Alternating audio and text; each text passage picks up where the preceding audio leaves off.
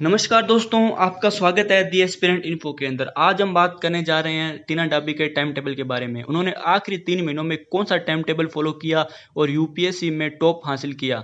तो चलिए दोस्तों, आज की वीडियो स्टार्ट करते हैं। वीडियो स्टार्ट करने से पहले आपसे रिक्वेस्ट है, अगर आपको वीडियो अच्छी लगे दोस्तों तो प्लीज़ दोस्तों वीडियो को जरूर लाइक कीजिएगा, और अगर आपको कंटेंट यूजफुल लगे तो प्लीज़ दोस्तों चैनल को जरूर सब्सक्राइब कीजिएगा।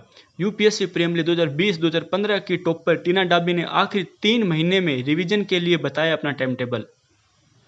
यूपीएससी 2020 की प्रीलिमिनरी परीक्षा 4 अक्टूबर को होने जा रही है। जहां कई कैंडिडेट इस नई तिथि को लेकर खुश है, वहीं कुछ उम्मीदवार परीक्षा 4 महीने आगे बढ़ जाने से नर्वस भी है। परीक्षा की तिथि बढ़ जाने से करंट अफेयर का दायरा भी बढ़ गया है। अब सभी उम्मीदवारों को जनवरी 2020 से लेकर अगस्त 2020 तक की सभी घटनाओं का अध्ययन भी करना होगा। ऐसे में जरूरी है कि हर उम्मीदवार इन 4 महीनों में अपनी तैयारी के लिए एक टाइम टेबल तैयार करें, जिससे कि सभी टॉपिक्स को परीक्षा से पहले कवर किया जा सके। यूपीएससी सिविल सर्विस देश की सबसे सम्मानित पदों में से एक है, इसलिए यूपीएससी आईएएस की परीक्षा का सिलेबस और सिलेक्शन प्रोसेस कठिन और विस्तृत है। यूपीएससी सिविल सर्विस 2015 की टॉपर टीना डाबी ने अपने सोशल मीडिया हैंडल पर परीक्षा के दौरान फॉलो किए गए टाइम टेबल को शेयर किया है।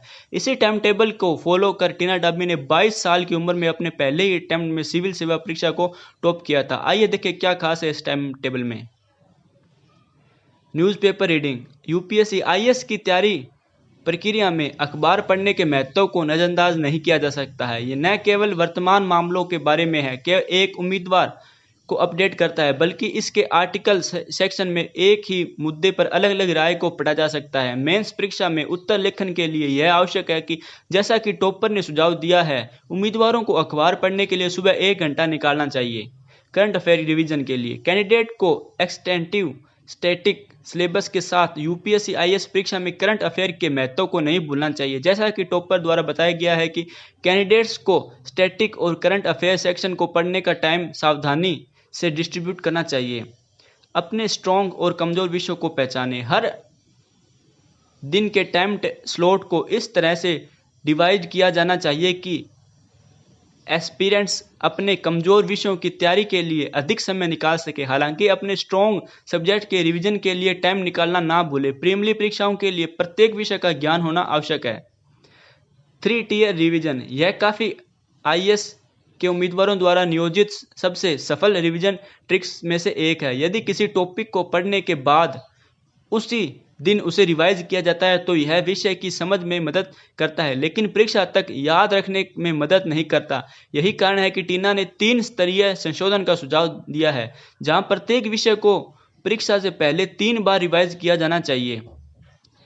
Activity time. लंबे समय तक पढ़ने और सीमित मनोरंजन गतिविधियों के साथ एस्पिरेंट अक्सर निराश और थका हुआ महसूस करते हैं, इसलिए मनोरंजन गतिविधियों पर कुछ समय बिताना चाहिए, जैसे कोई पसंदीदा नोवेल पढ़ना या कोई आउटडोर खेल खेलना।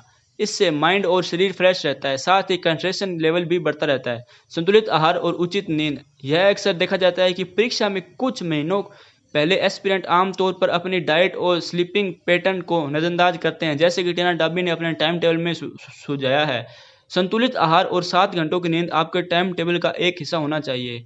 हमें उम्मीद है कि टीना डाबी के टाइम टेबल से आपको मदद और प्रेरणा जरूर मिली है, लेकिन यह भी जरूरी नहीं है कि आपके इस टाइम टेबल को ही फॉलो करें। आप अपनी सहूलियत के अनुसार टाइम टेबल बना सकते हैं, लेकिन परीक्षा में सफलता प्राप्त करने के लिए एक निर्धारित टाइम टेबल का पालन करना चाहिए। तो धन्यवाद दोस्तों। अगर आपको वीडियो अच्छी लगी हो और टीना डाबी को आप लाइक करते हो, उनसे एस्पिरेंट हो, तो प्लीज़ दोस्तों वीडियो को जरूर लाइक कीजिएगा और चैनल को जरूर सब्सक्राइब कीजिएगा। धन्यवाद।